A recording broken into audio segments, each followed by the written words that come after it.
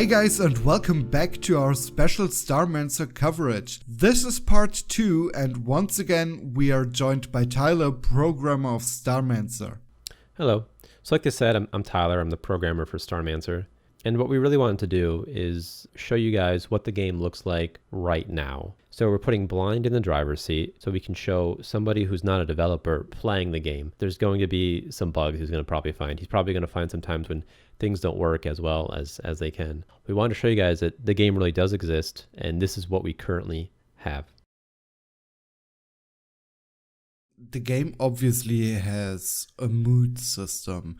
So does food affect the mood? Basically saying if you have just raw food, so if I feed my colonists with tomatoes only, will that affect the mood? Yeah, so right now every food has... Actually, I wonder if I can pull up the actual stats. I know that food has a morale modifier to it, but right now there's no system for food variety directly impacting morale. We want to add that, like before the game is finished, we want to add a system where you have to provide your colonists with some minimum amount of food variety for them to be happy. But like right now, you could just feed them, tomato and bread every day, and they would just accept it. You can send your colonists on a mission. So, and before we start recording, you told us that the map we can see in the background, basically the solar system, is explored over time or is getting explored over time. How does that work? Yeah, so every time you play the game, the solar system is randomly generated, and it's filled with asteroids, other stations, planets. Right now we have gassy planets and rocky planets and moons. And all of these objects have resources on them. So like a planet might have raw ore on it, and then stations might have things like finished food products, credits, metal, that sort of thing. And you can send your colonists out on missions. And these are basically like rabbit hole style missions. So like kind of in The Sims, how you'd send your Sims to work and they'd go in their car and they drive away and you don't see them for a few hours. These are what the missions would be like in this game. So you'd send your colonists out to somewhere, to some planet, to mine or something, and they'd come back with ore or whatever the particular thing is that you sent them out for. Or they don't come back. Every mission has a % chance of failure. Right. And if it fails, sometimes it'll fail and you'll get nothing for it, but they'll come back. And then sometimes a random amount of people will die on the mission. Will that percentage be visible? So do I know what I'm getting into? Or is it hidden and it's basically a gamble? What we're thinking right now is that you won't see the raw percentage. So you won't see the internal percent like, 15% chance or 60% chance. But you'll probably see something like risk or something. I'll say risk, very high, medium, low, or something like that. So you have an idea of the risk involved in it, but without it feeling like you're peeking behind the curtains, So my idea currently, while I've been slowly adding things into this space, is this, because we need restrooms, we need toilets. So I was going to do something in there and then have like another corridor into here, and this is going to be our bedrooms, at least currently. Like that's the way I'm looking at having this set up. Let's just throw in some walls. So do bedroom sizes matter in any way? Right now it doesn't. Colonists do want to have their own bedroom though, and they consider a bedroom to be, they're considered to have their own bedroom if there's no other bed in the same room that's claimed by another colonist. And there's like a minor morale penalty if they don't have their own bedroom. And then a minor morale boost if they do have their own bedroom. Yeah, but it's not the end of the world. If they don't have it, they won't like mutiny or something because they don't have their own bedrooms. And also there's a class system with morale. So over time, colonists get used to their living conditions, and they'll if everything's going good, they'll want more. If everything's going bad, they'll expect less, is basically how it goes. So if your colonists just are constantly at low morale, their class goes down, right? And for those colonists, if you were to say a really low class colonist, they don't care if you give them a nice bedroom. They don't care if you give them, a fancy painting or something like that. They don't care, because for them, what they're concerned with is how the life support keeps failing or how the room's way too cold, right? So those guys don't care. And then conversely, if everything's going well over a long enough period of time, their class level goes up. And now if they don't have enough temperature, like enough heat in their bedroom, or the life support fails, they'll have a way bigger morale penalty than the colonists who are just used to it. And they'll also expect things like maybe their own bedroom. I mean, over time, you'd want them to expect things. I'll say this, like, it's really interesting that you have a system where they don't immediately mutiny when, oh no, I don't have access to what I had before. Because you'll play other games where, for example, you'll take your colonist out of your base, you'll go somewhere else, and then they'll be like, oh, I don't have my big comfy bed from before. I'm going to go start breaking things. But it's like, you're going on a hiking trip, sir. That should be expected. Right. It also doesn't make sense, you know, if a minor thing goes wrong, it doesn't make sense that the first reaction from your colonists would be, I'm going to destroy everything. Because they're also living on the station, right? It doesn't make sense to like, I'm going to destroy everything, and I'm taking all of you with me. But if things get bad enough, the idea is that they stop having confidence in your ability as a Starmancer to keep them alive, and they'll mutiny against you. And so it's more of they're performing a mutiny against you more than against, you know, the whole station. Yeah. So they just specifically want you dead. Yeah. Of course, they'll still do things like right now they'll break like machines if they're mad. So colonists have like a schedule. So I think they have work on their schedule, sleep, nutrition, and free time. And if they're on free time and they have a low morale, it'll start breaking things. Also, if their morale is really low, wherever you have work scheduled, they'll just have free time instead because they're not working. So you couldn't, for instance, make your colonists always work to prevent them from breaking stuff, which would actually be kind of funny if you could do that. We'd mutiny if we had the free time for it. Maybe I'll do it tomorrow. Yeah.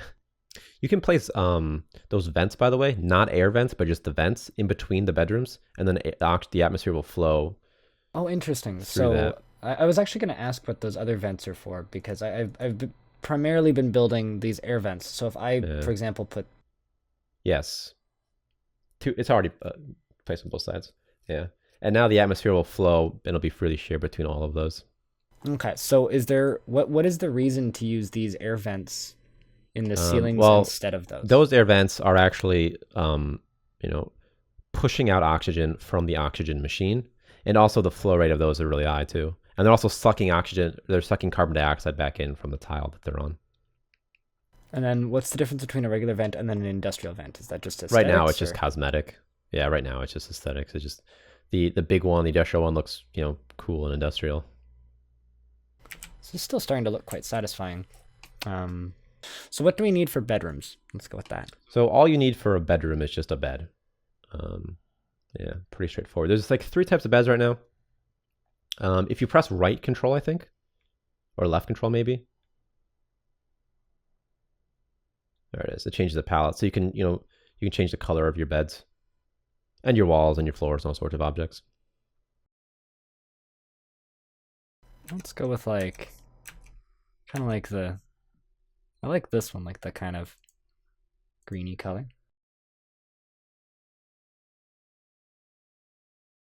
So we were talking about like colonists' needs and stuff. Like, what kind of needs could they get for a bedroom? Like, would they want more of more decorations in their room? Would they want more furniture in their room, art, or is that dependent on the colonist, or is it predetermined? So anything that can affect morale has a class level associated with it. If the class level is above the colonist's current class level, so if it's higher class, it could completely ignored. They don't care about it. And once the colonist is at that class level or higher, then they'll start caring about those things. So right now, I don't think they care about much of anything in their bedroom, but our plan is for them to care about things like dressers and paintings. And maybe eventually we'll do something with floor types and wall types so that they want a certain type of floor or wall. But we're not sure about that because we sort of like the aesthetic, freedoms that you get if you can just place any floor that you want and any wall paint that you want. Yeah. I think that there's a degree of fun, though, when they start demanding specific things, because then if you don't have the resources, or if it's just inconvenient.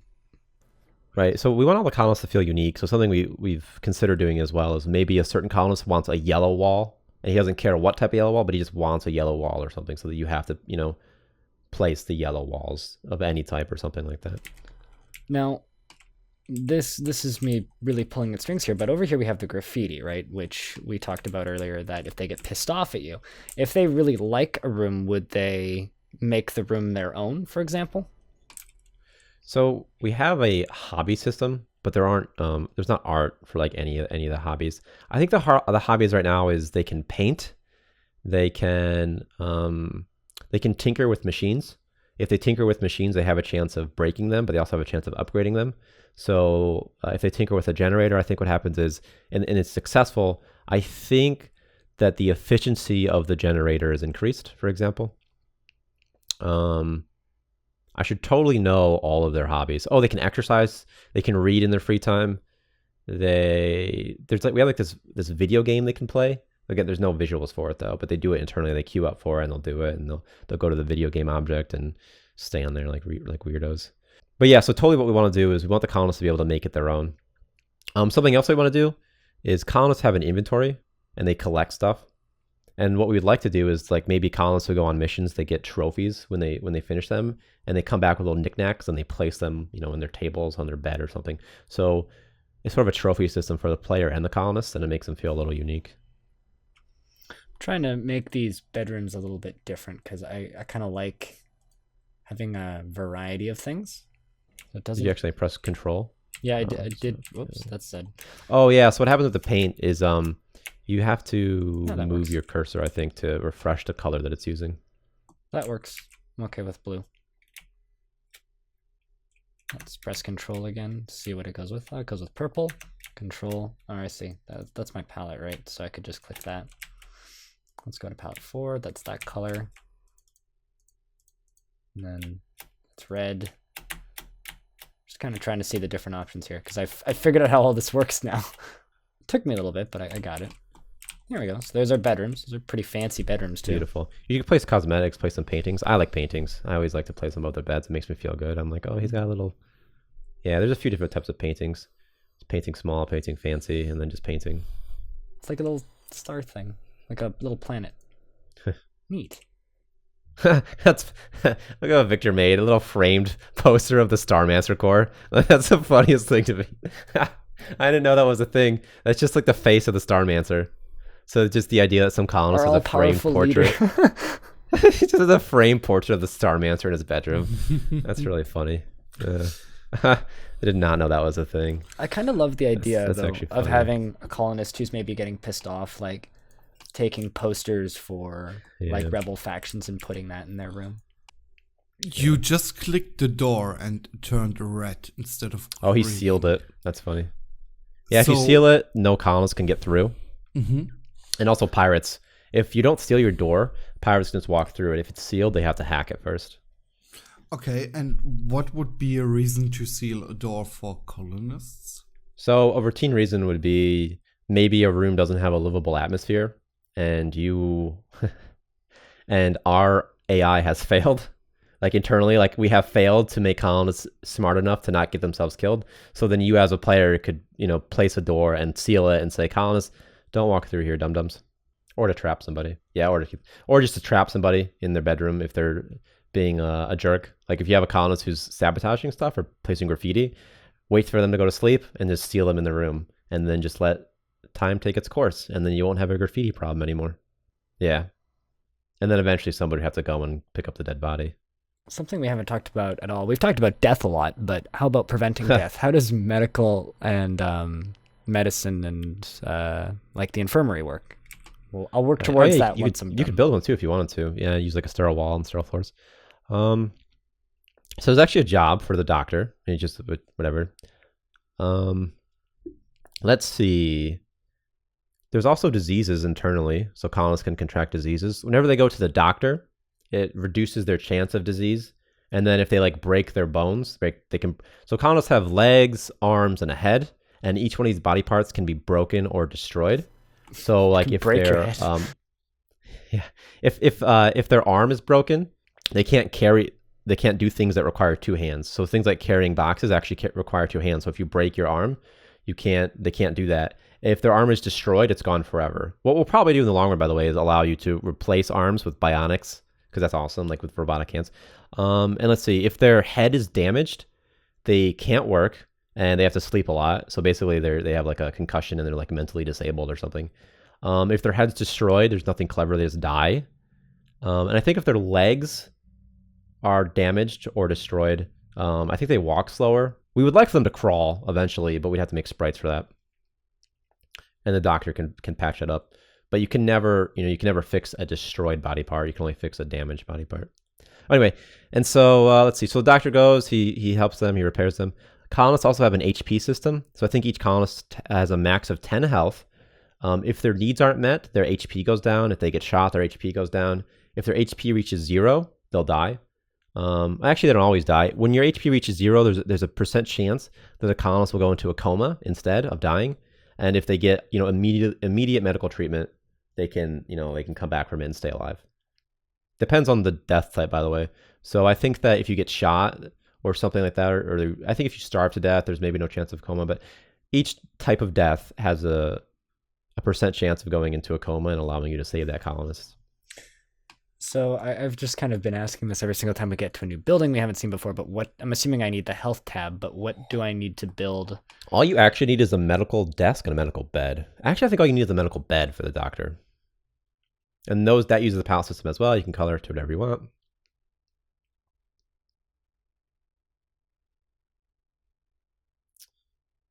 And then also a normal bed can be used as a medical bed for what it's worth. So any bed, but a medical bed can never be used for a bedroom bed, but a normal bed can be used for a medical bed. So the idea being that if you have a normal amount of, sick people or something, they could use like some free bedrooms for their, for patient stuff.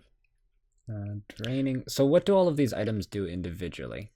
So top left and on, the drinking fountain, what it does is it allows colonists to get drinks of water throughout the day. Ordinarily, colonists only drink water when they're eating, but the drinking fountain allows you to satiate some of their drinking desire over time, and they'll actually use it. The first aid station right now is completely cosmetic. Eventually, it'll do something. The incinerator destroys dead bodies. It burns them. You can kill somebody, and you'll see an example. Well, I don't know how easily you could kill somebody, but the morgue drawer is where they store dead bodies while they're waiting for the incinerator. So if you have like 3 colonists who die at once, they'll store the extra dead bodies in the morgue drawers. The sink right now is only cosmetic, and the toilets where they they pee and poop.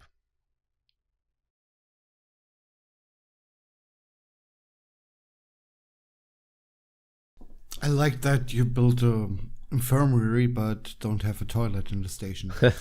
Yeah, It's all about priority. I still haven't built Just the hold toilet it. yet. Just go in the farm room. I mean, Oh, yeah, we true. technically have bushes in there, right?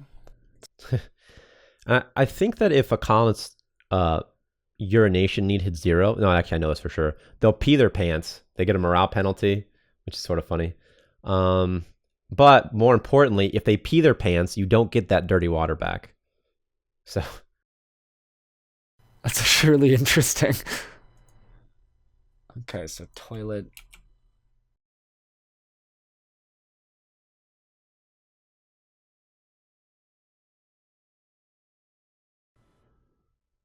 you're deleting floors, by the way.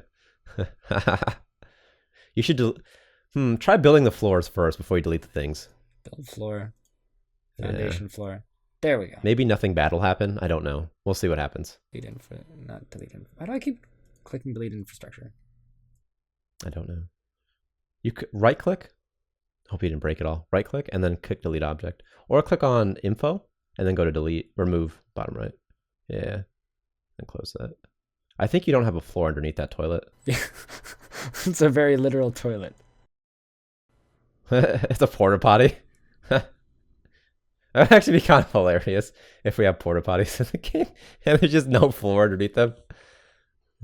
Why not, right? Okay. I mean, we need childish humor sometimes. Health? Let's grab some sinks. I mean, I obviously need a way to get in here, but... Overrated.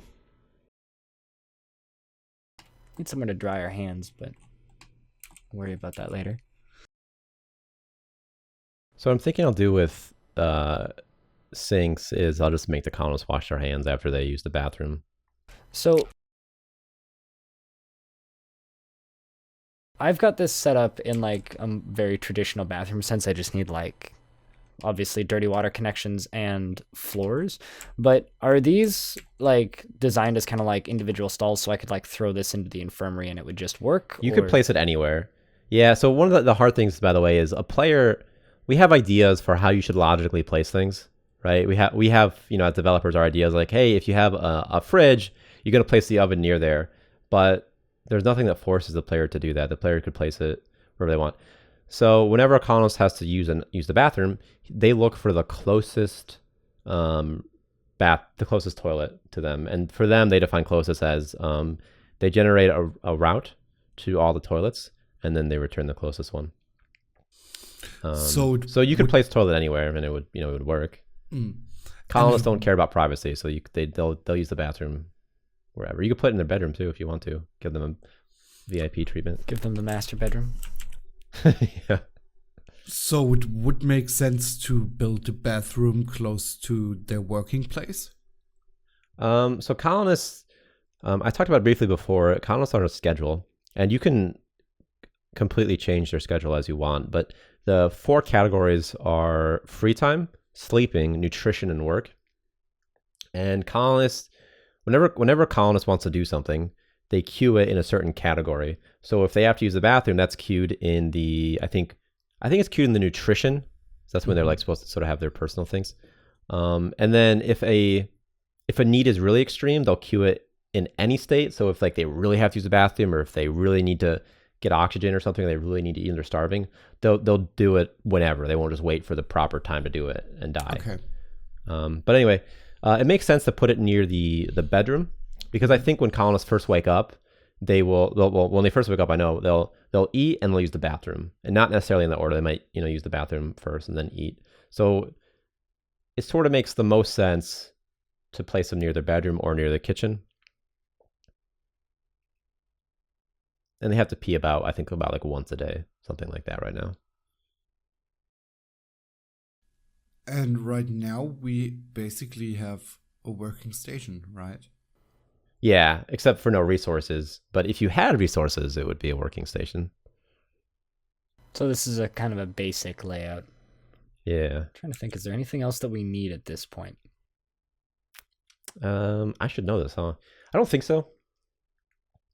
Not They really. can eat, they can sleep, they can produce food, they have life support. It should work. I mean, some of the rooms don't have oxygen right now, probably, unless you placed air vents and I wasn't paying attention. Right. Yeah, I Or should air check ducts, whatever the difference is between those. that. And the bedrooms need a heater? Yeah, we probably Yes. need more heaters. I think that's Or they will all die. air vents. That's what I need. Hell. So we've got air vents going into here. There's no air in the bathrooms. That's fine, right? Yeah, that's Just probably hold their breath. better. It won't smell that way. Oopsies. Let's just see how quickly everything catches fire.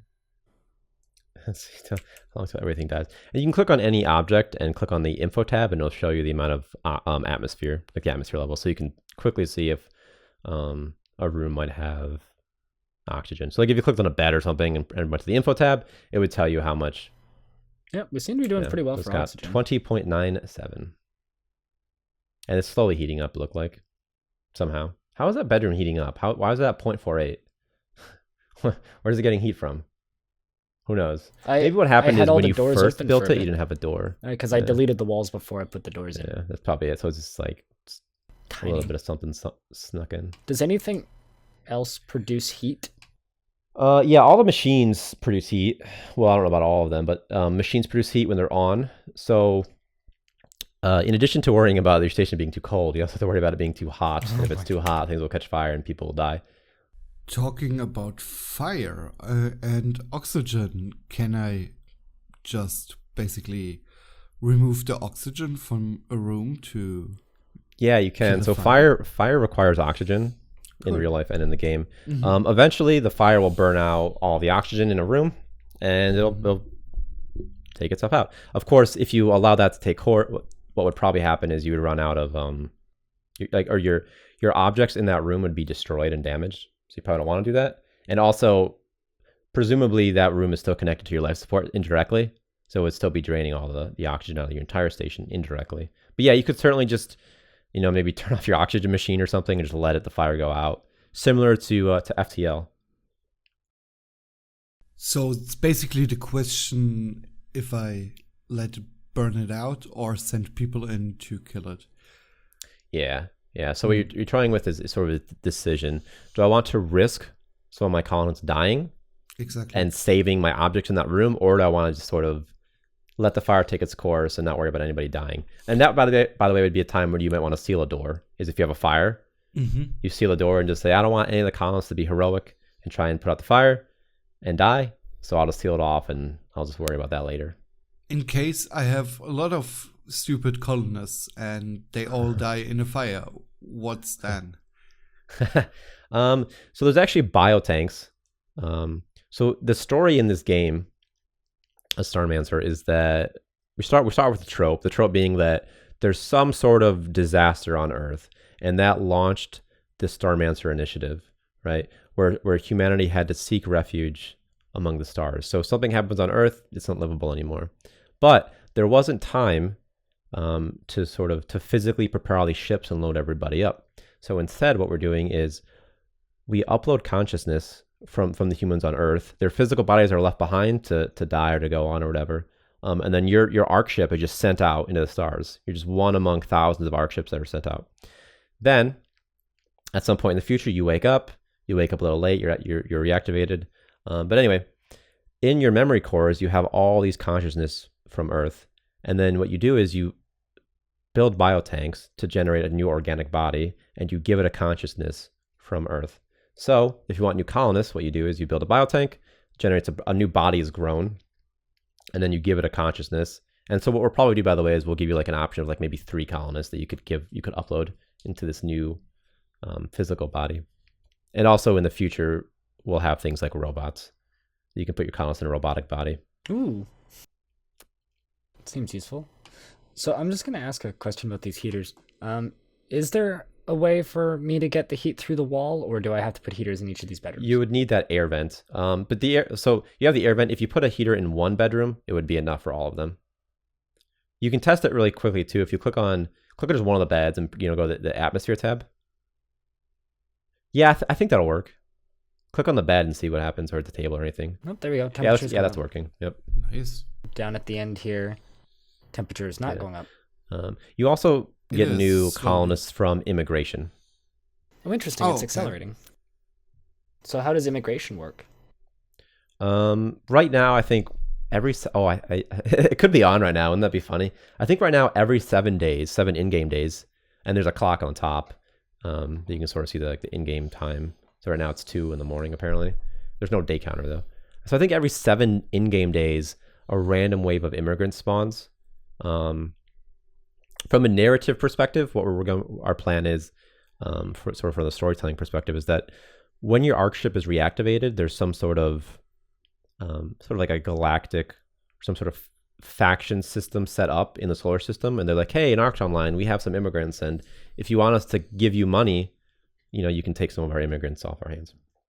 And that's it for part 2 of our special coverage of Starmancer. Once again, Tyler, now is your chance to shout yourself out and tell people where to find more information about your game. We're actually live right now on Kickstarter. If you want, you can check it out.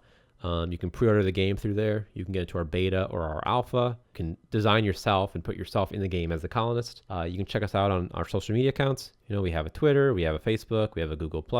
I just really want to say, really thanks for watching. And to our listeners and viewers, thanks again for listening and viewing. If you have any questions, comments, suggestions, as always, we have a wonderful comment section under the video. Feel free to use it. Thanks again for watching. See you next time. Bye.